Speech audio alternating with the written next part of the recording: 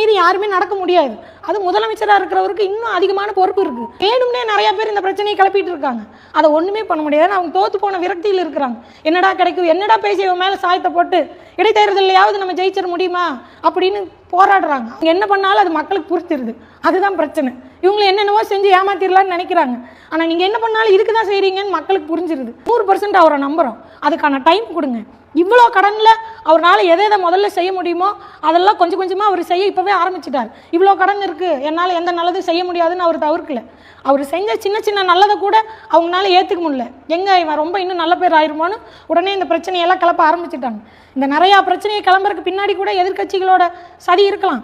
எதிர்கட்சியாக இருக்கிற வரைக்கும் பிரச்சனை இல்லை. இவங்க எதிர்கட்சியாக செயல்படணும்னு நினைக்கிறாங்க. அங்கே தான் பிரச்சனையே.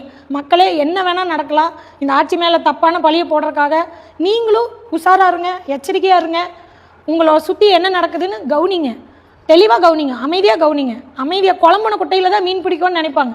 தெளிவாக இருக்கிற குளத்துல யாராலையும் மீன் பிடிக்க முடியாது. அதனால் நீங்கள் தெளிவாக உங்களை சுற்றி என்ன நடக்குதுன்னு கவனிங்க.